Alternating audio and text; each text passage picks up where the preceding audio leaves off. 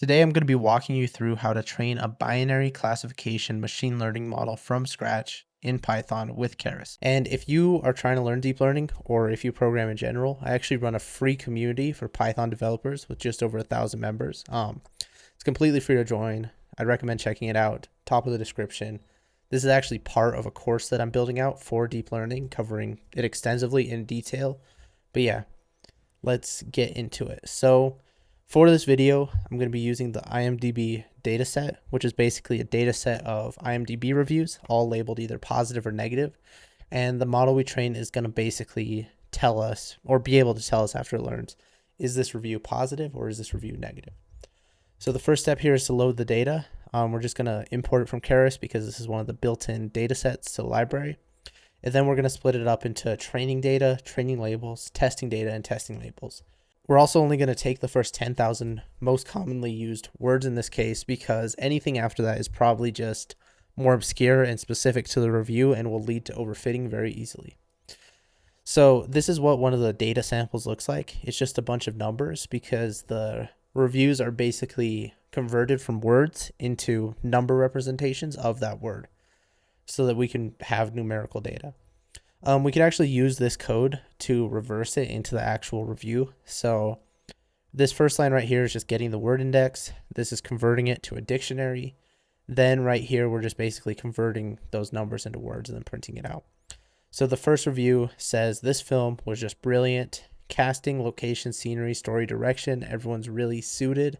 The part they played, and you could just imagine being there. Robert blank, da da da. So that one's probably a positive review, and we could check in a second. If we look at the second one here, big hair, big boobs, bad music, and a giant safety pin. These are the words to best describe this terrible movie.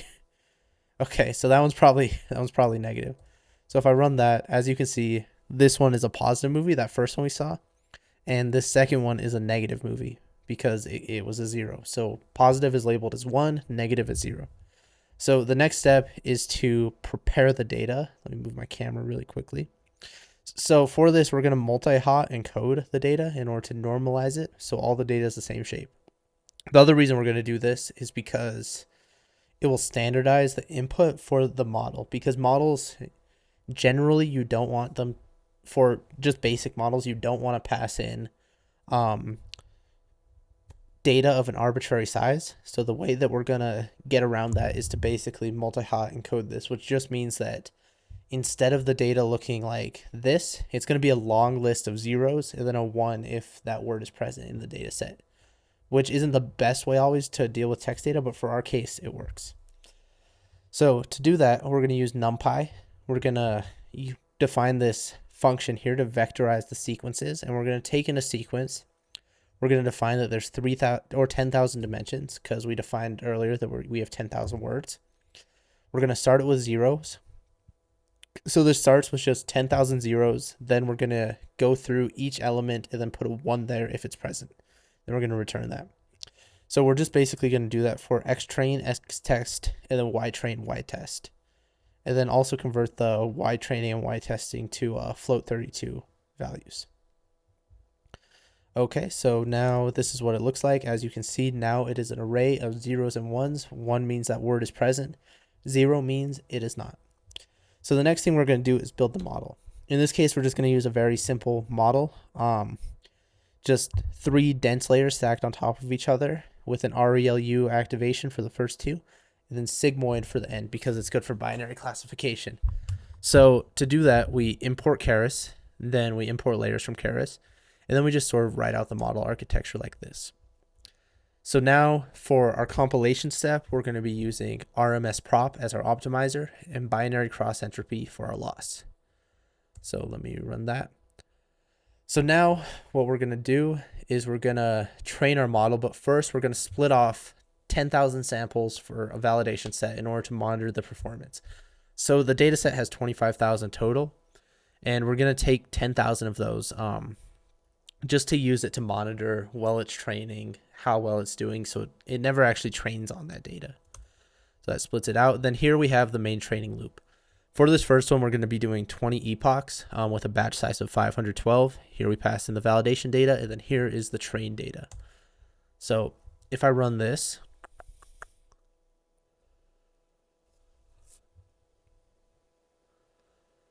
So it's going to go here, and if we look over here at the accuracy, it should start going up pretty soon. Or down rather, I mean. Or it might just stay the same. Oh, now it's going down a little bit. There we go. And this actually means that the model is overfitting a bit. If we look at the loss here, as you can see, it goes down and then it goes up a bunch. The accuracy, not as much, but still a little bit.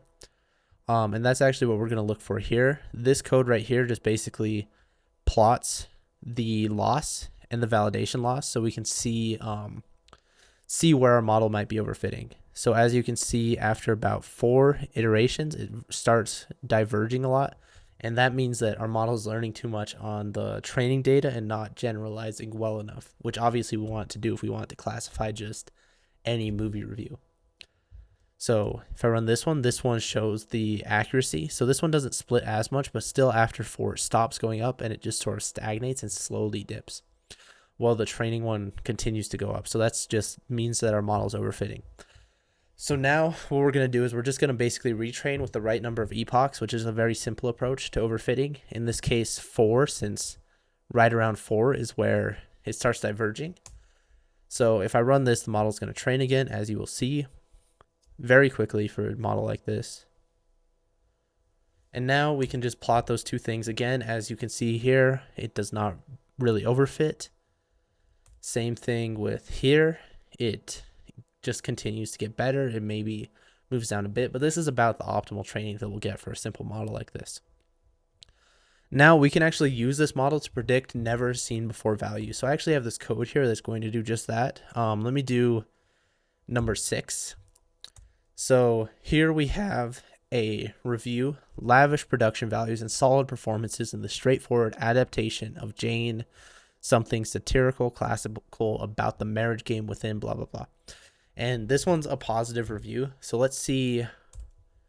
Oh, so first we need to actually vectorize it in order to convert it to so first we need to vectorize it in order to convert it to the input that our model expects. Now we call .predict on it. And as you can see, our model has an 89% chance, or thinks there's an 89% chance that this review is positive. So it gets it correct, and does pretty well. So that also matches up with our accuracy here, gets to about 88%. So our model is about 88%, about correct 88% of the time. And now we can run it actually with all the test data to see overall how well our model does for this. So if I run this, gonna run for a second. And as you can see, this first value is the loss, which doesn't mean a ton to us humans. The second was the accuracy. So on never seen before data, our model gets about 87%, which is pretty good. But yeah, I hope you guys learned some stuff. If you guys have questions, join the community and just make a post and I'll try to answer them. And yeah, if you guys are trying to learn this stuff or want to understand more what this stuff means, again, free community, free course. You have to reach level 4 in order to unlock it, but if you just message me, I'll give you access, or you can pay for the premium version and you'll get it instantly. But yeah, see you guys later. Peace.